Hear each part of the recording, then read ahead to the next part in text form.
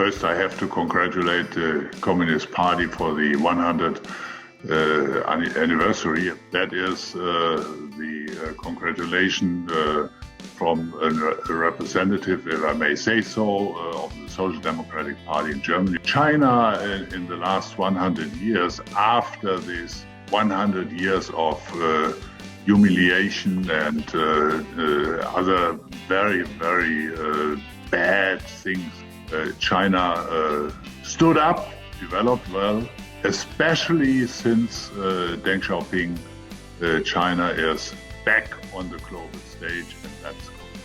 I visited your country in the last 15 years for almost 200 times.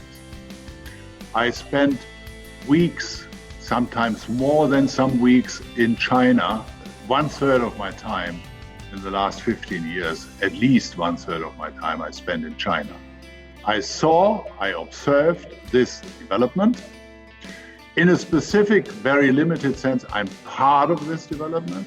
I'm proud to say, to just give you one example, to say that we are part of the development of a hospital in Shanghai, Pudong, which is a cooperation project with the oldest and biggest and most reputable European university hospital, Charité in Berlin, and some other projects. The development within China is important for the globe, is important for the European Union as well as for Germany. Without a stable China, the world will be not in a good shape. The pandemic has brought great changes to the global economy, and China is one of the first countries to effectively control the pandemic. How does China affect the global economy, and how do you think of the performance of the Chinese government in the fight against the pandemic? There are countries like China controlling the pandemic situation much better than others, including the Europeans and including Germany. Although the Germans in Europe are quite doing well, we have a serious situation still. If it comes to the economic impact, China returned to a place, if I may say so, which was held by China in 18 out of the last 20 centuries, being a leading power on the world in cultural terms, in scientific terms, as well as in economic terms. So it's somehow a return. And this return is a very successful one.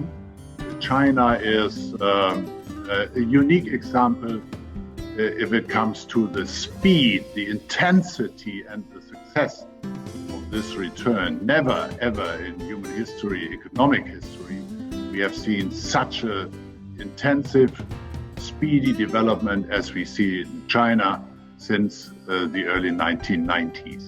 China and EU economic cooperation also has made great progress. You are also actively involved in that. But we see at the beginning of this year, actually the political accusations between China and EU actually blocked the development of China-EU investment agreement. So, because the EU have accusations on Hong Kong, Xinjiang issues, etc. So, what kind of impact do you think this will have on the agreement? Oh, let me tell you something like a personal experience. In different political offices, I visited China, and this started in the second half of the 1980s. I was in Beijing, I was in Anhui, I was in Shanghai. I have seen a lot of different things there, but in general, China at that time was a very poor, underdeveloped country. That is why I say it's not just an economic return what China made in the last 40 years. It's also a huge, huge progress for society and individuals.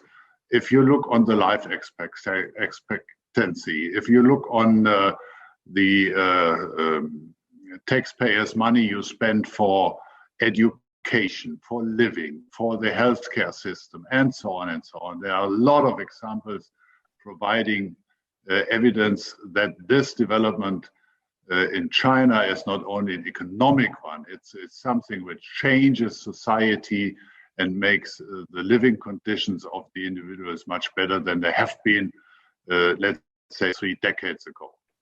Against this background, the rise of China is in the interest of the Chinese people as well as in a global interest. We have to make sure that the principle of our relationship is based on cooperation, based on common interests, and not based on confrontation and sanctions. We do not need to teach each other, but we need to learn from each other. We have to have a fair dialogue based on respect and mutual understanding. And from this standpoint, also an agreement like the comprehensive agreement on investment with the European Union is a major step forward. So Merkel also stressed before, because I sent you this question before, and she literally says that a continuously developing China is in line with Germany's interest. For example, climate change, multilateral trade. So do you agree with this statement? Yes, I agree, and I would add something. We need, on the global level, cooperation with regard to climate change, with regard to weapons of mass destruction, their control and their reduction, with regard to terrorism and the fight against it, with regard to different international issues, including the pandemic. Merkel's term come to the end. Do you have an expectation, or how will you expect the relationship between China and Germany? Well, every transition of the government has an impact on the international relations and relationships of this government. That's quite normal. Yes, there will be a phase, I hope a very short one, in which the German government will and the new administration will pave the way for the next 4 years.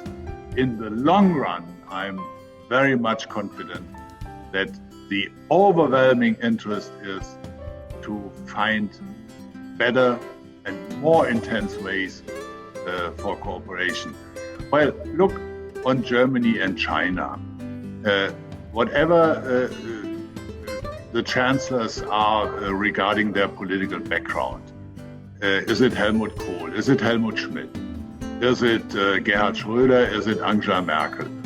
They very much and very soon after taking over office understood the very, very big importance of German-Chinese relationships, and they handled it very well. So I'm confident that the new chancellor, whoever it is, will handle the German-Chinese relationships as well as the predecessor.